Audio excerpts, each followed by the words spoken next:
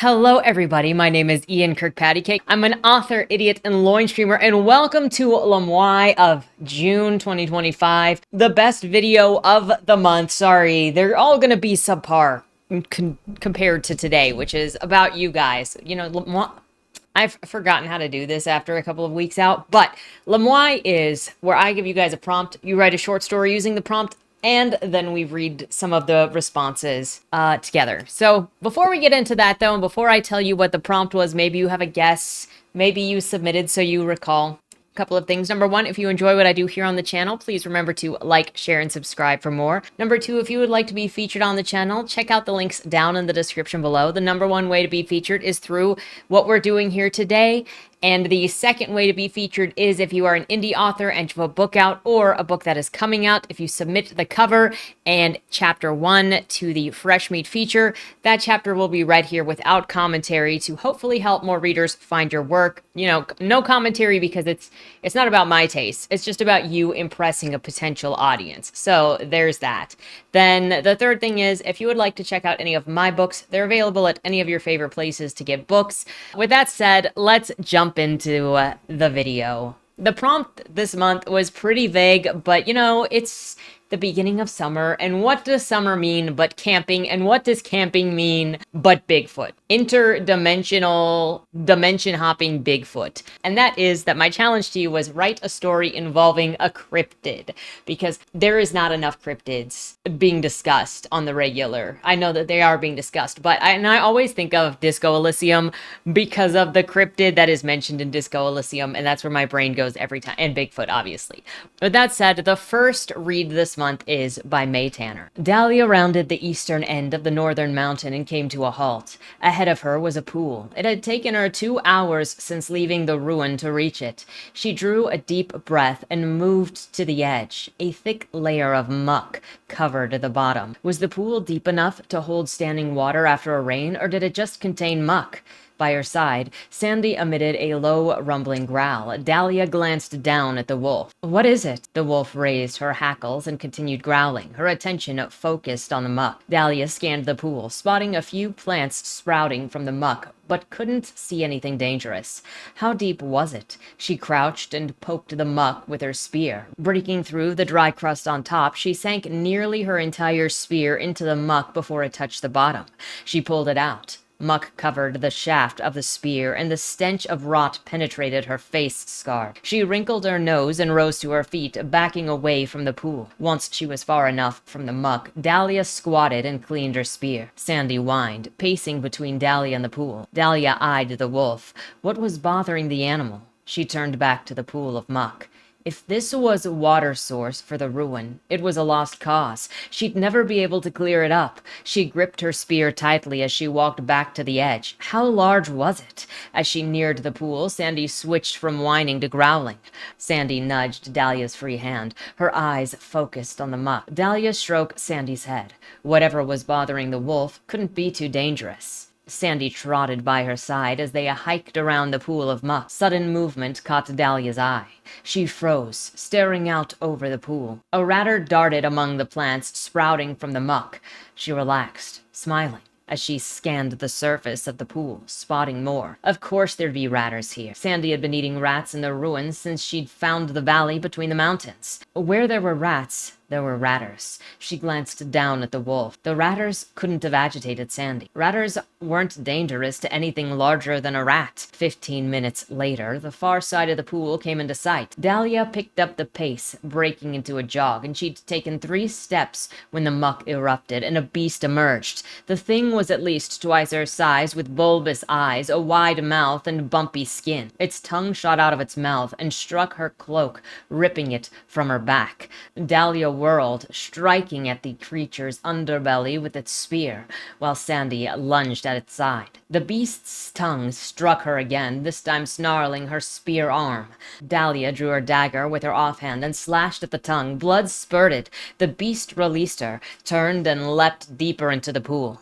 "Sandy, come here, let's go." The wolf staggered toward her and collapsed by her side. "Sandy?"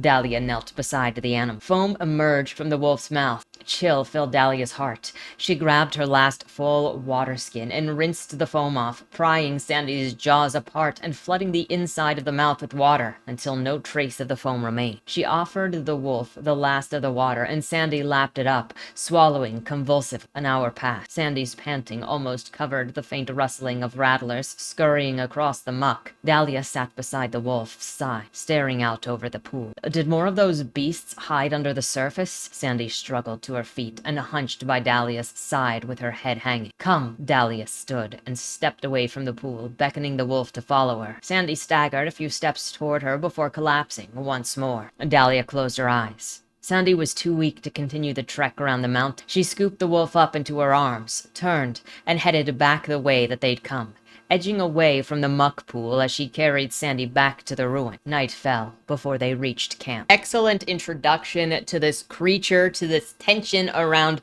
this pool and building these wild creatures like the rats, and then having rattlers, and then being able to kind of guess at what a rattler is without having to explain what a rattler is. There's also a very casual way of world building in this that I appreciate, which is also that reference like with the rattlers or with this creature that maybe she's never seen it before, but it's not so outlandish that she wouldn't believe it. And it's that kind of subtle world building that I think is really brilliant and is not as often appreciated because it is just so, it just flows into the text, so it just reads so normally, as opposed to like when there's a lack of world building or explanation of any kind, or there is an over explanation of any kind. And by a lack of explanation, I mean like something gets called something and there is no reaction to it at all in any way to ascribe anything, and you don't really get a sense of how that world lives. With this beast, you get a sense of just how crazy animals or creatures can be in this world, because she's not thrown off, she's just never seen this thing before, but she knows of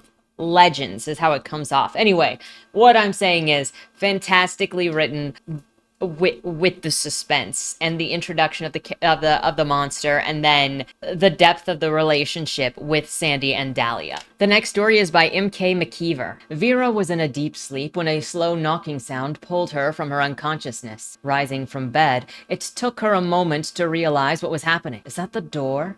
She looked at the clock by her bed and saw that it was past midnight. 12:25 to be exact. Huh? Her mind was still in a state of semi-consciousness, just awake enough to register what was going on. She decided to try to ignore it. She was probably just hearing things and laid back down. But the knocking just kept on, getting more and more persistent. Whoever it was, they were not going to go away, so Vera got out of bed, pulling a pink robe over her pajamas, smoothing out her pale blonde hair. If she was going to do this, then she was going to at least try to look together. Vera walked down the stairs to the front door and opened it, to her surprise finding two children peering out from behind a glass screen door. There was one boy and one girl. They both looked to be about 12 or 13, with pale skin and dark hair. The boy wearing a gray skater hoodie with a blue and black checkered shirt peeking out underneath, and the girl wearing one of those blue blazers that were popular with the prep scene in the 80s. They looked brand new, like they just bought them. Her mind still a bit hazy. It took a few seconds for Vera to process the sight. What were they doing out here at midnight? She was about to voice the question to them when a literal chill suddenly ran down her back as she was inexplicably filled with dread. Something was wrong. She didn't know what, but something was just wrong. I should shut the door, Vera thought, then walked it back. Can't do that. They're just kids. That was when the boy spoke up. Ma'am, we've had a bit of a mishap and need to use your phone. May we come in? Vera was surprised by the boy's adult-like words.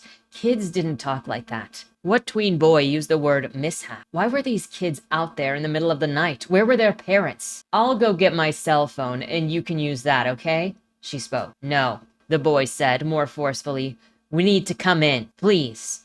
Vera backed away, the dread increasing. Meeting their eyes, she saw it. Their eyes. They were black. Not just the iris, but the part where the whites should, with no shine in them at all.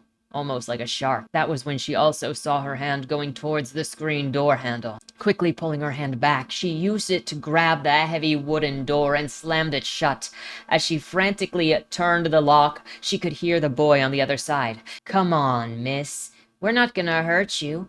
Just let us in. Come on. Even though the boy's voice was calm, there was something in it that just seemed threatening, that if she let them in, they would most certainly hurt her, rob her, kill her, something worse. We'll only be a few minutes. That was when Vera's hand slowly moved toward the lock. No! She shouted, stopping herself again and running back to the bedroom, but the children kept pounding on the door. The boy calling out, "Hey! Come on, let us in!"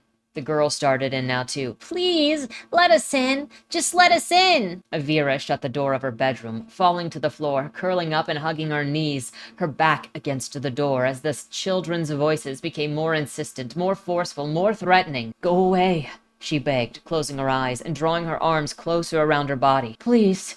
Go away!" The terror in her body kept crashing down in new waves. So did the urge to go back out there, go to the door, open it, tell them it was all right, that they should come in and use the phone. What was the spell that they had over her? Vera put her hands over her ears, but she could still hear them. The pounding was getting louder. So was the yelling. "Can't open the door," she silently told herself as tears clouded her vision. "If you open the door, you're dead." That was when the pounding on the door finally stopped. It took Vera a moment to realize that it had stopped. Slowly, she removed her hands from her ears. Were they gone? What if they got it? Oh, what if they got in now? Hugging her knees again, Vera held her breath, waiting for the worst. Vera stayed that way for the rest of the night. Afraid to move, afraid to go back to sleep, afraid to do anything. It wasn't until she could make out the first pinkish beams of sun through the windows that she dared slowly stand, fear and hope gripping her heart all at once. She started with one slow, trembling step, her limbs tingling from staying in an awkward position all night, her mind frazzled from terror and sleep deprivation. After a moment, she took the next step. After what felt like forever, she made it to the window and tentatively pulled the gauzy blue curtain back. No unearthly black-eyed children. The sun was out. People were starting to move, coming out of their homes. Birds were chirping. It was like it never happened. But it did happen, didn't it? Just then, a boy came up the street on a bike, heading towards her house. Oh crap, she thought, flinching back to the window. They're back! But the boy just threw a rolled-up newspaper in the drive and rode away. It was just the paper boy. Pull yourself together, Vera. It was only the paper boy. You're just being silly now. She started laughing hysterically until her laughter became sob. That is frightening. Like, the things, depending on what you believe or like what story you're in, let's say that as well, is like the doppelgangers or demonic things that take on appearances of other things, or just the way that creatures try to trick you. Like, if we're going to talk about the reality of doppelgangers, I don't mean like reality and real, but if we assumed for this moment that doppelgangers of some sort were real and they would show up and like kill you. Not that these are trying to doppelgang her, but maybe doppelgang somebody else in the neighborhood that she doesn't necessarily know, but they got their appearance from that. Like, just the idea of a doppelganger, of something that's not human. The uncanny valley is another way to talk about it, which is like something that looks human but is slightly off, and it's just like, and they never have good intentions for whatever it is they're trying to intrude on. It is scary. And in general, being approached at night is scary. Like, even taking out the supernatural effects of things, because you can have kids that are part of somebody trying to rob your house, like part of a ploy, whether they're there because they want to be or because they're being threatened, or just having somebody banging on the door in the middle of the night. It's all frightening. Excellent job with the tension here and building the suspense. The next story is by SpookyFirst, titled Brothers. Pete crept through the dark, wincing at the loud crunch, bang, screech of metal as it tore somewhere ahead. Glass clashed. Over it all, a harf, harf, harf rose, infuriatingly familiar. A stranger hollered threats. Pete hurried. Thistle was young, but he was still 8 feet of hairy hormonal Sasquatch. If he screwed up again, the clan would banish him. Hurting a hunter or killing one would be the last straw. Losing him would be like losing a brother. He stood still, eyes closed, and thoughts loud. Thistle. It's Pete. What's going on? The answer filled his mind. Collins fired. Jenkins here to kill us, and Collins struck. Pete surged forward. Ahead, a red tail light flickered. He crouched low to reach it. An LED shone over the plate. Official DNR. Collins' prize truck. The headlights shone dully, merging with the moonlight, flooding the gifting rock clearing. The top of the truck was smashed, even with the back seat's safety glass flopped down from the windows, the mangled roof marred with shovel-sized full-size handprints. No blood, no drag marks. A gun barrel pressed into the back of Pete's head as a low, hoarse voice said, "Hands behind your back." Cuffs snapped over his wrists. A rough grip shoved him forward. In a harsh light, Pete saw the man had a smug face and sharp, dark eyes. "What the hell are you doing here?" Pete kept his voice low. "This is private land." Jenkins gripped tight. "I'm in charge. I waited years for this, and you're gonna help me." Pete struggled. "I don't know what you're talking about. What crazy story? Everyone knows what's hiding out here, and it's going up on my wall. Tonight!" "He's already read your mind. For God's sake, leave him alone. He doesn't want to hurt you." Jenkins got a handful of Pete's overalls, pressing the gun under his chin, eyes wild. Then explain the truck, smartass. I was in there. And it about got me." Without Collins, the clan had no outside protection. They would banish Thistle, hoping that it would stop worse.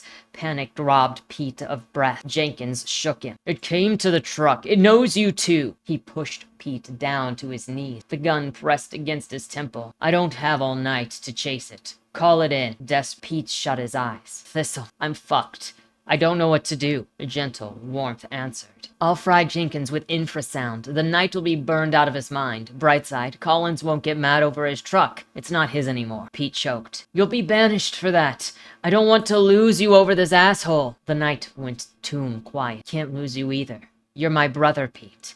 The gun nudged Pete's ear. "Damn it, Thistle!" Vibrations surged under Pete, where he knelt. A low growl rising in pitch lifted the hair all over his body, sizzling the nape of his neck. Sickness spotted his stomach, rolling off on its way to its target. He glanced up. Jenkins froze in a shooter's stance, arms locked forward, feet braced. His face dripped sweat as foamy vomit spilled over his lips. Blood streamed from his nose and ears. Thistle appeared slowly out of thin air, so close the stranger could have touched him. Flaming blue eyes stared down a wild nose, surrounded by a mane of thick brown hair. The man's head barely hit the middle of his fuzzy chest. Mouth open, arms wiggling. Jenkins gaped. Thistle smiled, revealing square teeth. "Alonzo Jenkins, I see you here again. I'll do this." He plucked the gun out of a limp hand and crushed it. Jenkins pissed himself. Thistle cocked his head. "Run along now." Pop. Thistle vanished. Gibbering in panic, Alonzo Jenkins raced off into the night. Pete sagged, suddenly exhausted. He felt Thistle appear behind him, snapping cuffs off. A large hand gently patted his back. "That was fun. Want a beer?" The chuckle hurt Pete's throat. "I'll take two." Thistle settled on his haunches. He knew of the clan before he met Colin. "He wants to get paper for our skin." He had a plan for others to come. Pete's heart ached. "The whole clan has to move." He palmed his face. "No matter what I do, alarms, deals with the DNR, the assholes still find a way. You've lived here longer than I've been alive. How can we fix this?" Thistle looked down. "I will go. Lead them away." Pete's eyes filled. "For how long? Will the clan even let you come back?" The Sasquatch sighed. "It may take a long time. Let us think on it tomorrow." He rose slowly, gesturing through the woods toward the house, extending a hand. "Right." Pete took his hand. "Beer first." I like this. I like this combination of this friendship and this brotherhood between this assuming human and then the Sasquatch, and this partnership they have in the woods where they're also working against whoever is trying to get the Sasquatch or the Sasquatch's clan. Anyway, very nice, Spooky. Thank you for submitting. The next story is by F. Jeremiah Chamberlain. Deep in the Amazon rainforest, far from the great siege of Iquitos, 3 boats quietly floated atop the tributary of the river Napo. In stark contrast to the vicious evening hate further south, everything was quiet out in the still intact rainforest. And where things were quiet, someone was hiding. They were quiet too. The 15 men cradled in each of the 3 wooden boats. They were the native Indians and whites who may as well have been native of the first and only Loretto Volunteer Ranger Regiment. They had been stalking a battery of 390mm Grand Bolivars through the frontier for some time when the heavy guns couldn't help but lash out at Peruvian positions further south. They had been making life difficult for His Sovereign Majesty's 2nd Division, 6th Corps. So Sergeant Sargento Jimenez was tasked with taking a raiding party to punish them for the trouble. Jimenez and one man in each of the other's boats were the only ones not gently rowing with their spades, instead sweeping the riverbank with the muzzles of their jackhammers' automatic self-loading rifles. They continued to cover their approach as the boats landed and the men inside disembarked. Jimenez formed his men up along the tree lines by the site of an ill-advised campfire burning a few hundred meters away. He enjoyed the unfair advantage, but something was off about it. He knew the Colombians could get arrogant, but negligence like this was another matter entirely. "Gonzalez," he said, referring to B Team's support gunner. "Flank left with A Team. We'll do this by the book for once." Jimenez waited for his flanking element to get into position before urging his other 8 riflemen forward with him. He got 3 paces before they were hit with the foulest smell that he had ever known. His first instinct was to call out, "Gas," and they all threw out their gas masks. But after a few moments of waiting for the counter-ambush, it had occurred to him that the smell was unlike anything he had ever been gassed with. No chemical weapons he knew of reeked of feces and rotting flesh the way that this odor did. Something big, or something numerous, had died some time ago in the direction of the fire, and the rainforest was working hard on. The Rangers made their way forward with an uneasy laxity, rifles at the hip and head on a swivel. They trudged through the thick vegetation until the silhouettes of Gran Bolivars rose out of the dark obscurity of the night. Jimenez tensed up and brought his jackhammer a little closer to his shoulder. They closed in meter by meter, trying to pick out careless men or dead bodies between the trees. They kept closing until they emerged amid the heavy gun battery, which had only an abandoned campfire for company. Is this a trap?" one of the men asked. His voice was muffled by the mask, which one of them dared to take off with the stench. Jimenez looked around. The guns were abandoned, but the ground was littered with bullet shells and dotted with pools of wet blood. "I don't think so," he replied. "But I don't know what it could be." With the toe of his boot, he disturbed the surface of one pool of blood. It acted like fresh liquid, rippling under the movement and wetting his boot. It was too fresh to be the source of the corpse stench, pungent even through his mask. But for all the blood, there were no bodies, an even blood trail. Instead, scattered amongst the bullet shells were broken carabines and discarded handguns. Jimenez picked one up and noted that the carabine's wooden housing was splintered and its barrel warped. The bolt had been left open, revealing an empty magazine. He dropped it and looked up to inspect the nearest Gran Bolivar when he saw the tree in front of him had been wounded with a deep multi-claw gash across the trunk. "Sargento?" one of the men murmured. "We shouldn't be here." At that moment, the sound of a man crying boomed from the dark rainforest. However, it was punctuated by a thunderous rumble. The sound repeated, again in the exact contortion, twisted a knife of terror and uncertainty into the heart of every man. "Sargento!" one of the men cried. "Spike the guns and get back to the boats," he ordered. B Team and the other team's support gunners covered A and C teams as they rendered the guns inoperable, each of the 9 pieces receiving a spiking charge in like a breech, warping or outright breaking the machinery. Jimenez's heart stopped each time, worried that whatever was out there would be attracted by the explosions. He was relieved when the last charge went off, and he had heard one of his men say, "Come on, let's get out of here." The Rangers left the way that they came, 5 men to a boat and the support gunners keeping watch, but all 3 gunners kept their weapons trained on the campfire, and the riflemen paddled as fast as they could. None of them had even taken their gas mask off except for Jimenez, who couldn't bear the unnecessary trapped heat against the already sweat-drenched face. He put it away, and when he looked back at the riverbank, something was moving in the trees. That same haunted scream thundered at them, and the 3 support gunners opened fire. Against the light of the campfire, the thing went down from 2 legs onto 4. Jimenez swore that some of his .30-06 rounds sparked off of the thing as it galloped into the night. It possessed inhuman screams, lashed back out at the Rangers.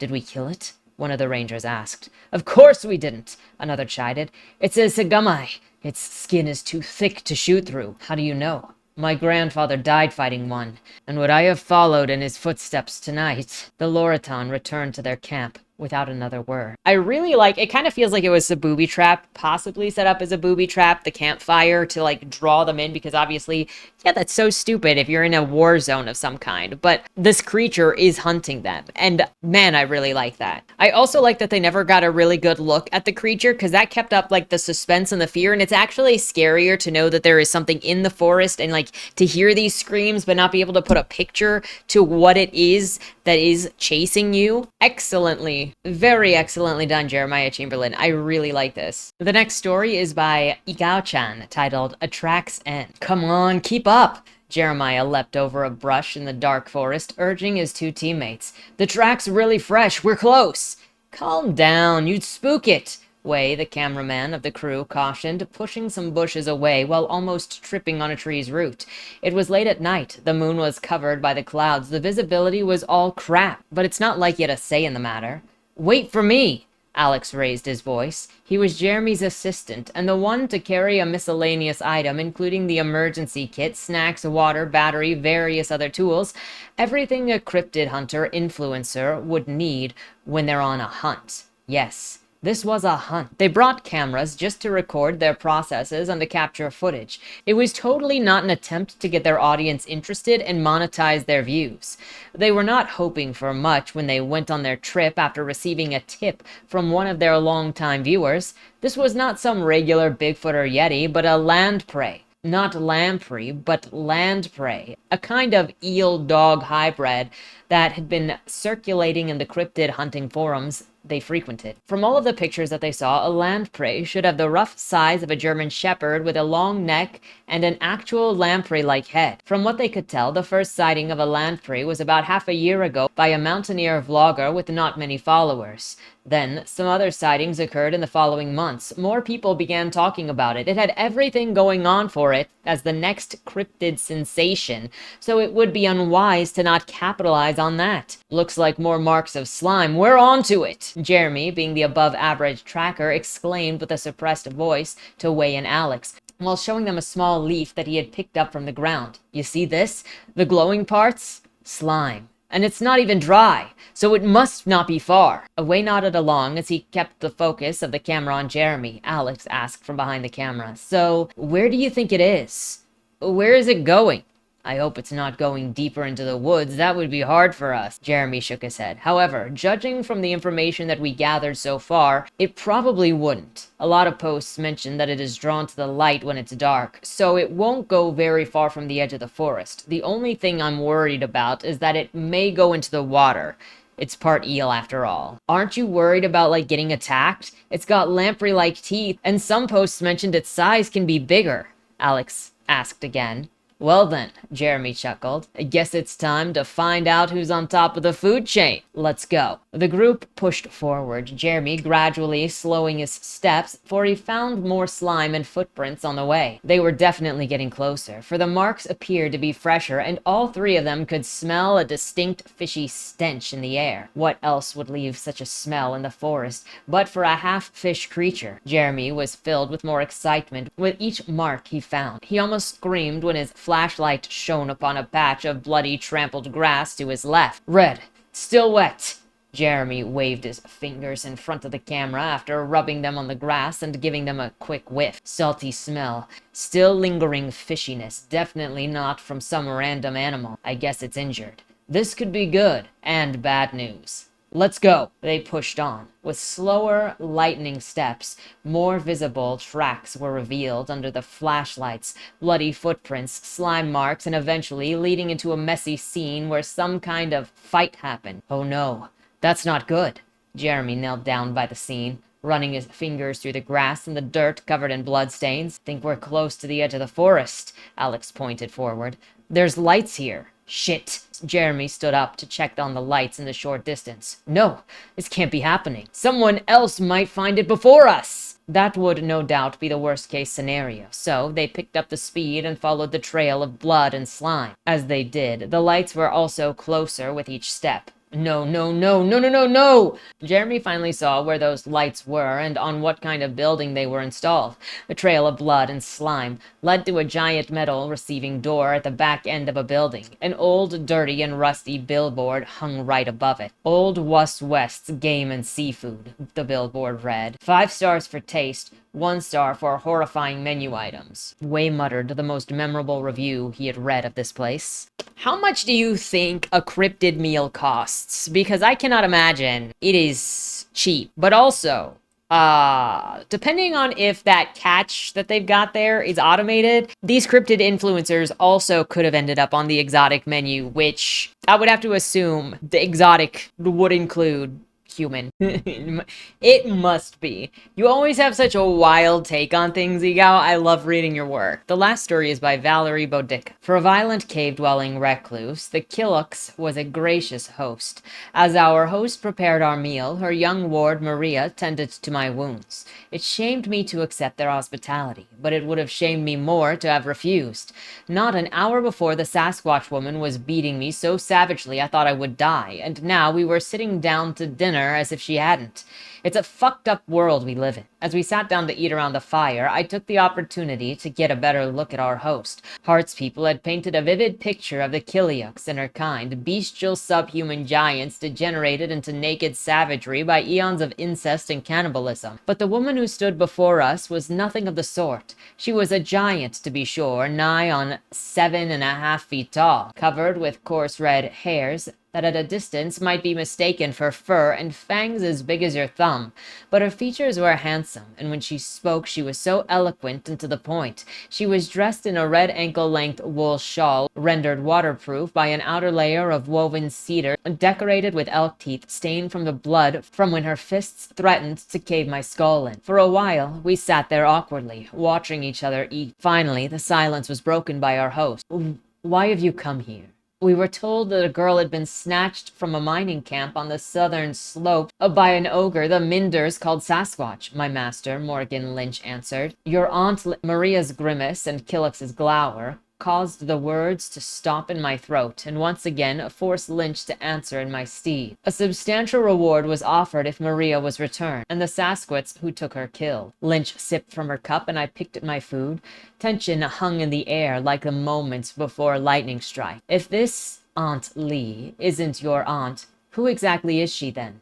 Maria bit her lip, as if unsure of how to answer, or if she wanted to answer at all. Maria was younger than me, but not by much. Her jet-black mohawk was tied back into a waist-length braid, and behind her hooded brown eyes were a kind of knowingness you only get when you're forced to become an adult as a child. A burning shame struck my chest as I remembered where we'd first met Auntie Leigh. Leigh was... Kiliux hesitated. The words eluded her, but Maria found them. My pimp. LMIAY is my pimp. Maria dug her nails into her arm and gazed soberly into the fire. My parents sold me to her when I was 12. I'd like to believe that they didn't know what they were selling me into. Maria frowned, then looked up at us with a forced smile. But I fear they probably just didn't care. She played it off as a joke. But her blithe tone and forced smile could not hide the pain that she had felt as she spoke of her past to us. So you see, Kiliux didn't kidnap me. She rescued me from indenture. She took pity on me because Maria glanced at her guardian, nervous. Kiliux smiled as if to say, it's okay, go on, because I reminded her of her own daughter, the daughter that she lost when Hart's people destroyed her village. So, the burned village that we found on the way up, that was my home. Kiliux nodded somberly.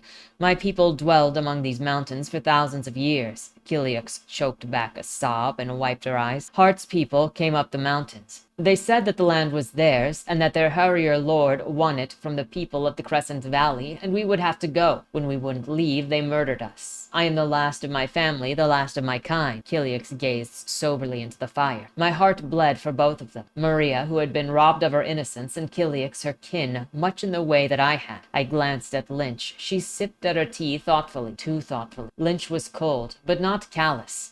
I can tell. I can still remember her face when she found me in the mass grave Flag left me. Her face had been full of sorrow, but now, listening to Maria and Kiliux's tale, you'd think that it was the second time that she'd heard it. A dawning horror crept over me as I replayed the events of the previous day in my mind. The village ruined. Lynch's sudden doubts, her mysterious disappearance. My face twisted into a scowl. Lynch had heard the story before.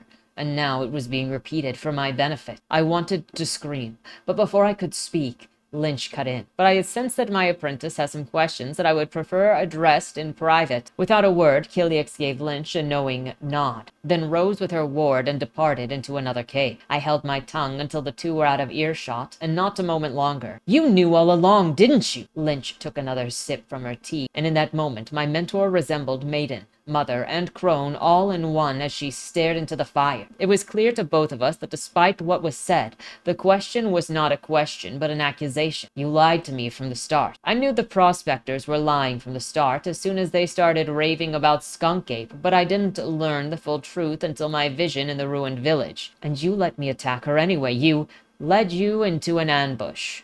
"Why?" Tears welled in my eyes. Lynch placed her cup on the ground and twisted herself to face. "Do you remember the words that I told you all those years ago, after Flag murdered your mother and gouged out your eye? Then you begged me to take you on as a student." How could I forget? To be a hedge slinger is to be a killer, and to kill requires a clarity purpose. To be able to pull the trigger without hesitation, without having to think first. Correct. And you do remember my first lesson when I finally agreed to take you on? A gun is not a toy or a tool of intimidation. A gun is a weapon, a tool for killing, to be used only for killing. Correct again. Lynch hesitated. This was your next lesson. A lesson, I shouted through my tears. What the hell kind of lesson was I supposed to learn out there? That there is a difference between killing without hesitation and killing without thought. Those who kill needlessly, out of wanton anger and wounded pride, or to fill some gaping hole in their hearts, will destroy themselves and all that they hold dear. You're an angry young woman, Josephine Jackson, just as your mother was before you, and just as I was before her. Lynch sighed and cast her eyes to the fire. I learned this lesson far too late in life, and at far greater cost than I want you paying, Josephine. It is a lesson that would have saved your mother's life and might yet save yours, Josephine. Lynch's hand brushed against my own, and I recoiled, averting my gaze. Lynch hesitated. I didn't know how else to teach you, Josephine. Lynch choked. I failed, and I'm sorry. I looked up to meet my master's gaze and saw tears falling from her grief-stricken eyes. I wanted to hate her with every fiber of my being, just as I hated Midian Flag and the man in black. But in that moment, no matter how hard I wanted to, I couldn't. So I sat there on a log in Kiliak's cave, across from my master, and together we sobbed and wept and wailed until we had no more tears to shed. We're not the only ones looking for them, I said at last. The bounty's too high. Others will come. Lynch nodded somberly. The hunt will continue until Kiliax is dead and Leigh has recovered her niece. So long as Auntie Leigh lives, they'll never be safe. So long as Tomboy remains, nobody on the mountains will be safe. A sadistic gleam crept on Lynch's eye. The wages of sin are death, child. So let's pay those miners their wages. I recognize these names from, well, specifically the name Josephine, from the last submission by you. I like the inclusion of the Sasquatch in this, and it also, like, there's the theme between yours and Spooky's where there is this brotherhood with somebody, or a sisterhood with somebody, a kinship with somebody, and working together. And I think it's a very interesting story to pursue when using cryptids, especially Sasquatch, because Sasquatch is such like a well-known, Sasquatch and Yeti and Bigfoot and Skunk Ape and all the other variants. They're such like a well-known creature, and there's so much that you can do with them. Anyway, those were the stories this month. Please let me know what your favorite was down in the comments below. And if you want to check out next month's LMIAY challenge, it is up now for you to contemplate if you'll give it a go. With that said, have a great week. Happy June, and don't die. Was that Wayland Cross in the trunk? Do you know, or is that something that's still being figured out? The person in the trunk was not Wayland Cross. Is he in trouble? We don't know who did it, but as the owner of the car, the longer he's missing, the worse it looks for him. Cross isn't a killer. For the last couple of years, the average number of murders in Baltimore has been over 300, and it's been going up. Mind you, that's only whatever the badges count as official murder, and believe me, there are people that don't count when they die. Wayland? If you're down here, tell me. I'm not talking to the badges, I've been looking for you. They found a body in your trunk. Wei. Why? Did you do that? To the left, plain black letters read along the wall. You walked in the corridor. Once that ends, you chose the dark is on the right. My vision goes blurry, flickers black and black and black for longer intervals until I can't see anything at all. I'm not screaming anymore, but my voice echoes back to me. Where the hell am I? You're dead, Josephine. Even smart people do stupid shit sometimes, right?